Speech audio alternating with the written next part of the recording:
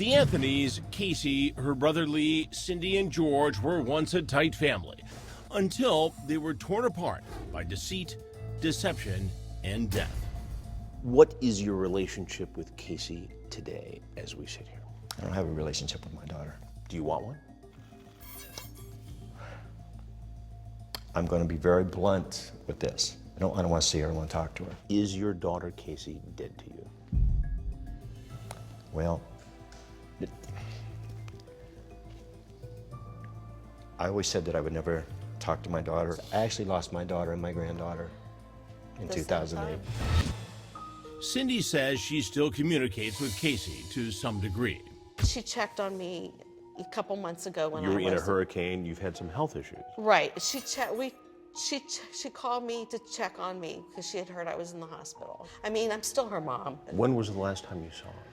The last time I saw her was just before Christmas, the week before Christmas. This past year?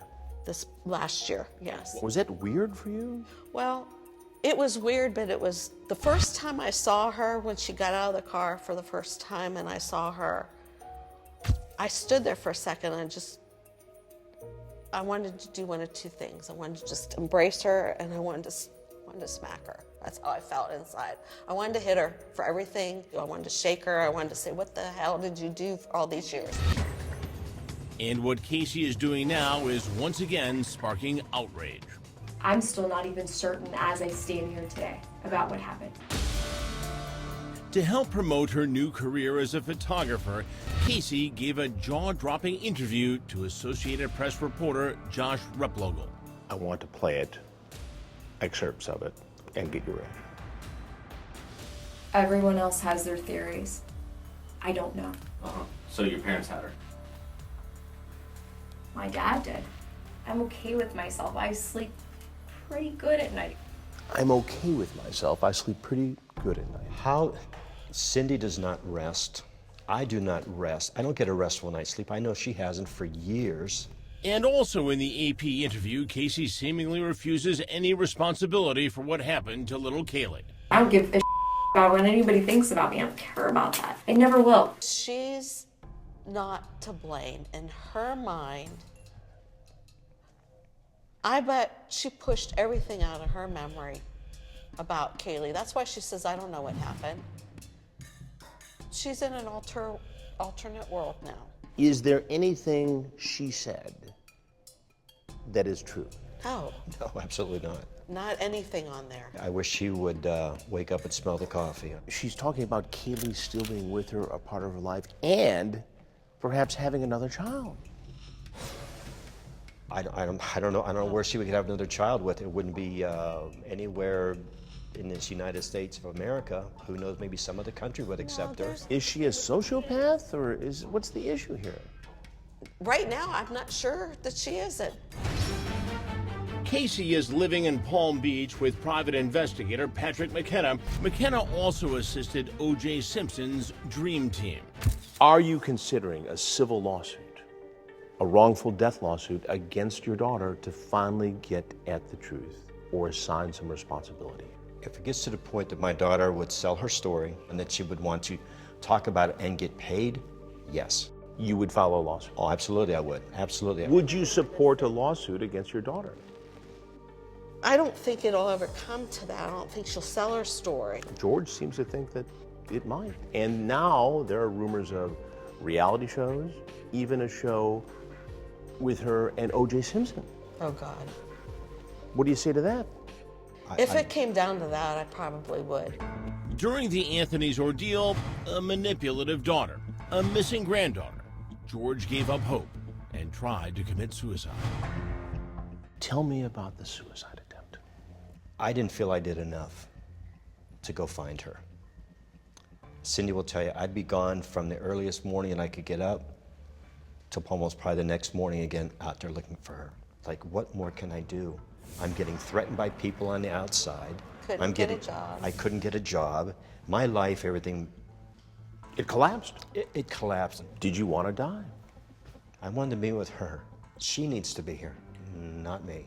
But when I finally made the decision to go, It was easy. It was an easy decision for me. What kept you from dying? I guess I didn't drink enough alcohol. I didn't take enough pills. No. The only thing that saved him is he ate a sandwich before he started. If he would have not had something in his stomach, That would have been it. it would have been it. What helped save George was another toddler, the young child of Casey's brother. How important is it that you have a grandson? It's a feeling of just joy. Did your grandson save your life in a way? Oh yeah. Yeah. He keeps me going, knowing that I see him and have my time with him. It's not the same as with Caylee. Caylee lived with me, and he knows that his playhouse was Kaylee's. And Does he goes, ever ask about Caylee? Oh, all the time. I What talk do you- to him. what do Her you tell him? pictures What do are you tell him? everywhere. Your son is done with your daughter. He's done because Absolutely. he doesn't want to. He doesn't want To expose that to his his child, son, his wife. his wife, and I get that. But he's done. Now, after all the accusations, tragedy, and turmoil, George and Cindy are left feeling emotionally drained. The memories we have at that house right now are so strong. But during our time together, George dropped a stunning revelation about his own continued attachment to Caylee. An attachment, he says, is more than an apparition. I've seen Caylee on a couple of occasions. I've walked with her down the hallway. She walked into her own room, or Is someone this an saying, apparition? "Oh no, I've seen her. I've seen her in the flesh. I've seen her In your house? In my house. One time she woke me up in the morning, just I tapping believe it. on with her little finger, like she used to do. Was this a dream? Oh, it wasn't a dream. It was like you and I are talking right now. How do you explain that? The strong spirit that's in our house. If Caylee was alive today, she would have just turned 12. She was everything to these good people, even if their own daughter is dead to them. If Casey is watching this, what is your message to her? Stay away from me.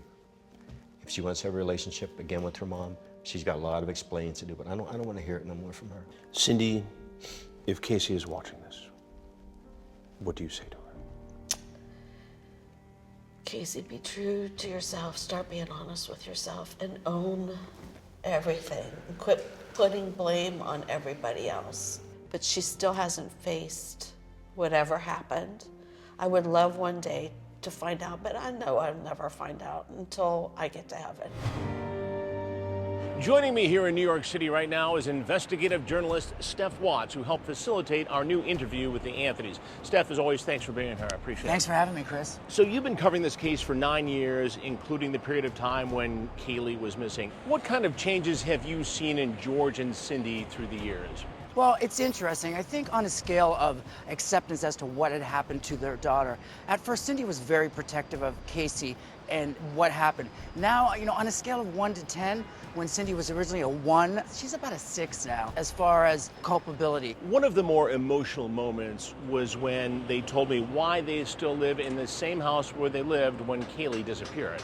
There's days that I want to move from that house, but you know what? I can't find it inside of me to just pick up and leave, because Those are memories of her. that's our memories. I don't know if I could do that as a parent. What's your take on that? Well, it's interesting to me when you look at a lot of the bigger crime stories, like, for example, Scott Peterson couldn't wait to get out of that house. He couldn't wait to sell that house and move on. George and Cindy tell us they want to stay in that house because that's the last memories they have of Caylee. They say they walk down the halls and they feel her presence. They look in their room and they remember her. If they moved out of that house, that part of their life is over. So they still hang on to hope. And I think that if you had any sense or any inclination that they may have had something to do with the disappearance or death of their granddaughter, when they tell that story, it all changes for me. If Casey is home watching this interview right now, what do you think she's saying? Well, let's hope she's listening to what George is saying, which is stop saying things about me that aren't true. We have to remember one thing about this case. This case is still open, active, and according to law enforcement, unsolved. So let's hope she's thinking about coming clean and telling us what happened to Caylee Anthony. Steph Watts, thank you very much. Appreciate it. Now, we want to hear from you. Did this new interview with the Anthonys change your opinion of what happened to Caylee? Tell us what you think right now on our Facebook page. I'm Chris Hansen. If you like this story, make sure you tune in every day to Crime Watch Daily. You can find where the show airs in your city at crimewatchdaily.com. Watch it live or record it on your DVR and watch it at night. And to all those criminals out there, remember, we are watching.